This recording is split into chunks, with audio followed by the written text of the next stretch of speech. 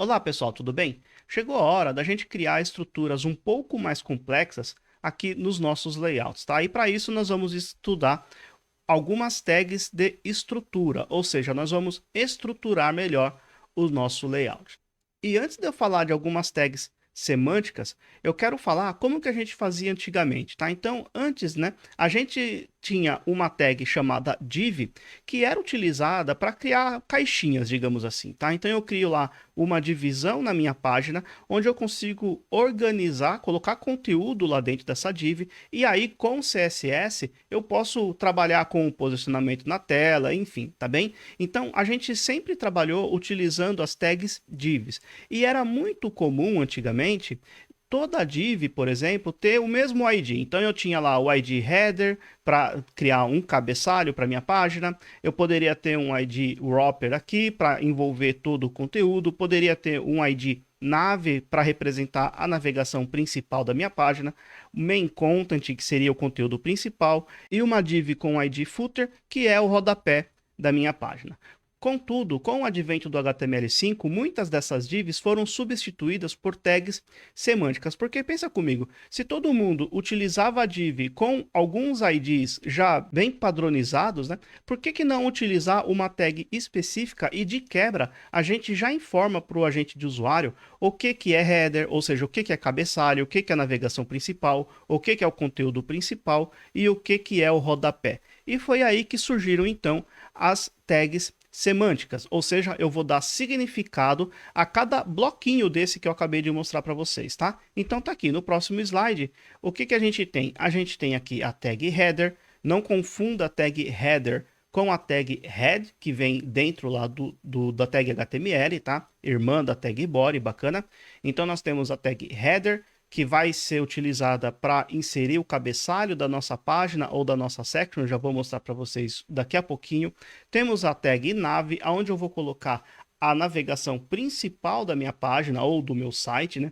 Então, tag nave é utilizada para, normalmente, ter aquela navegação que nunca vai mudar dentro do seu site, tá? Você não vai colocar todo o link aqui dentro da tag nave, tá?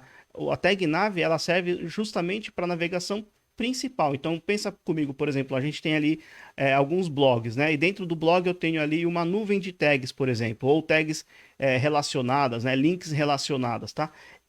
Esses links relacionados não fazem parte da navegação principal da página, então ele deveria ficar de fora da tag nave. Bacana?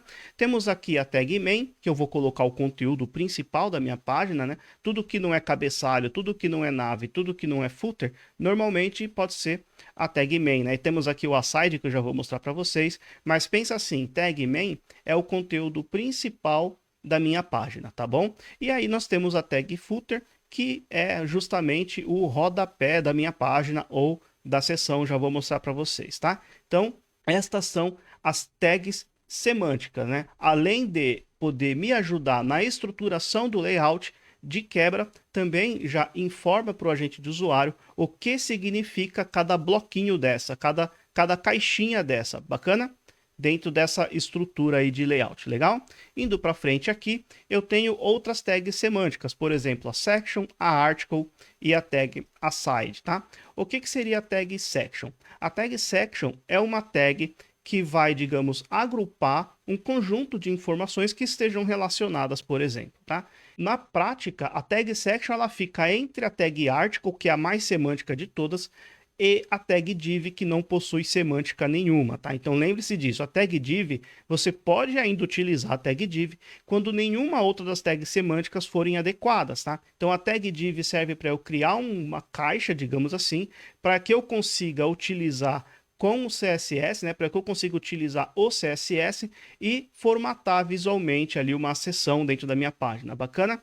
Então a tag section serve justamente para eu poder agrupar algumas informações, e a tag article é uma tag onde eu vou colocar o conteúdo, digamos assim, o conteúdo principal da minha página, tá? Então, um pequeno pedaço de conteúdo, se esse conteúdo for um conteúdo digamos, autocontido, um conteúdo extremamente importante para minha página, eu vou colocar dentro da tag article.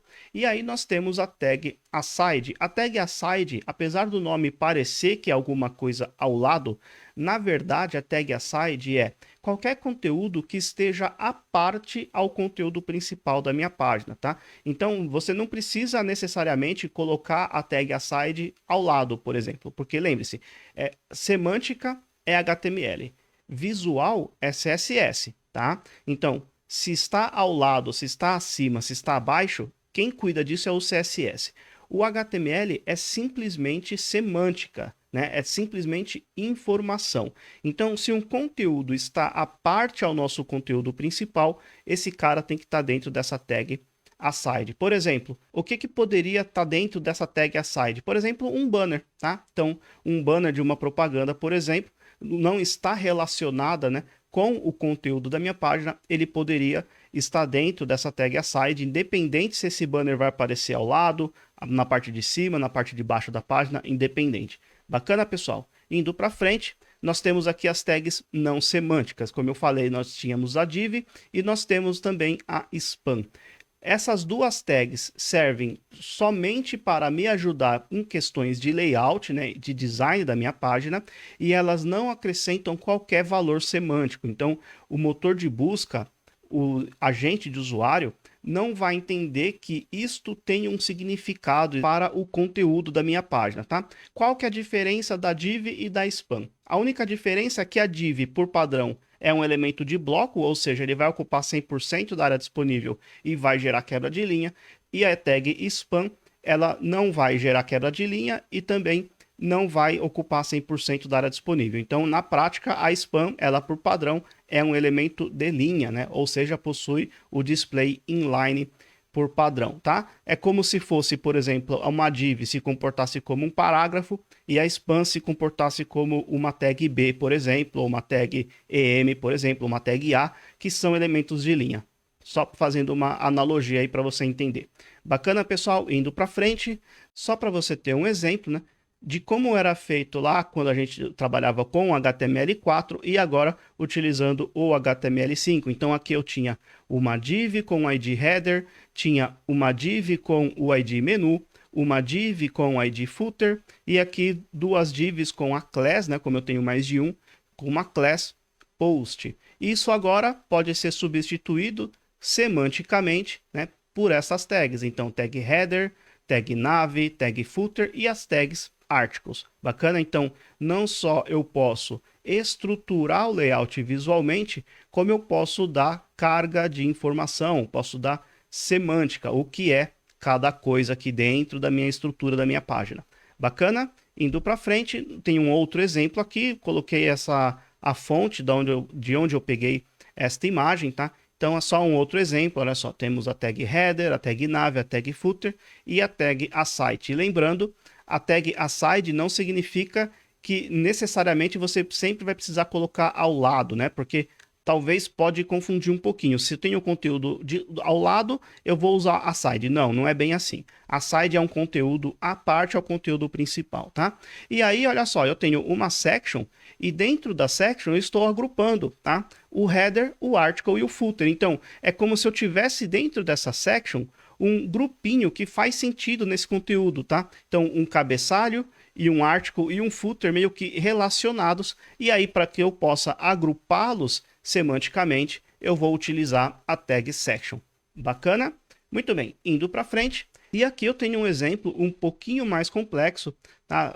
Comecei aqui desde o body, tá? Então temos o body. E aí eu tenho a tag header. E dentro da tag header eu tenho a tag nav, tá? Então isso também é possível, tá? Eu posso ter a tag nav tanto fora do cabeçalho quanto dentro do cabeçalho também. Também isso é perfeitamente possível. Bacana? E aí eu tenho uma outra section que está agrupando a navegação principal da minha página, ou do meu site, o header, né? Na verdade, o header dentro dessa section e o footer dentro dessa section.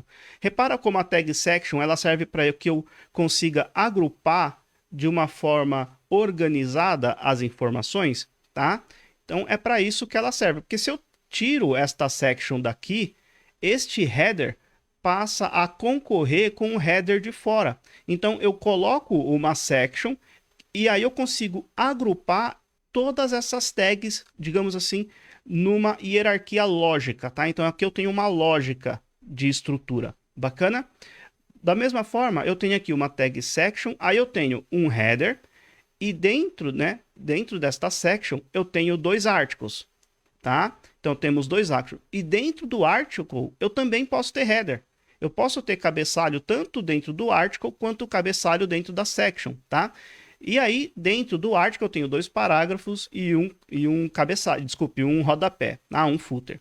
Aí depois eu tenho um outro article, dentro aqui eu tenho um cabeçalho, o header, né? Temos um parágrafo e posso ter também um aside dentro deste article, tá? E depois eu tenho o footer. E aí, fora de todo mundo aqui, dentro desta section, que agrupa toda essa parte de conteúdo, eu posso ter um footer aqui. Bacana? E aí eu tenho um footer na página inteira, né? O footer dentro ali da tag body, tá? Que diz que é um rodapé da página como um todo.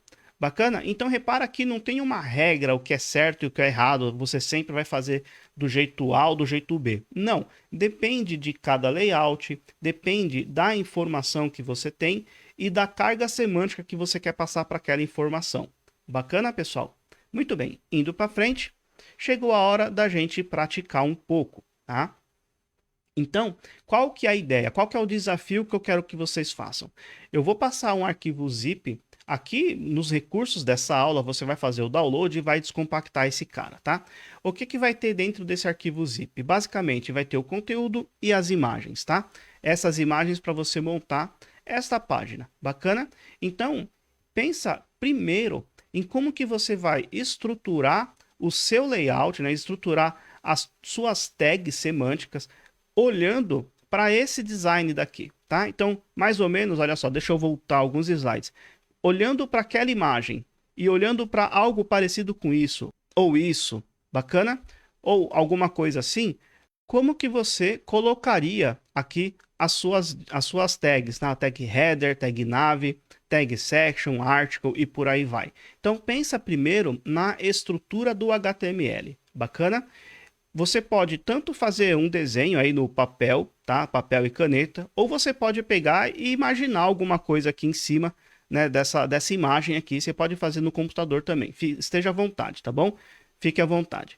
Depois que você estruturou, sabe mais ou menos ali o que cada bloquinho desse aqui vai representar em termos de estrutura, você pode escrever o seu código lá no seu editor de código, no caso, provavelmente o Visual Studio Code. Bacana? Aí você vai escrever o conteúdo, eu vou passar o conteúdo, esse conteúdo eu vou passar para vocês no arquivo TXT, você vai colocar esse conteúdo no seu HTML. Depois, você pode já criar e adicionar um CSS externo nesta página.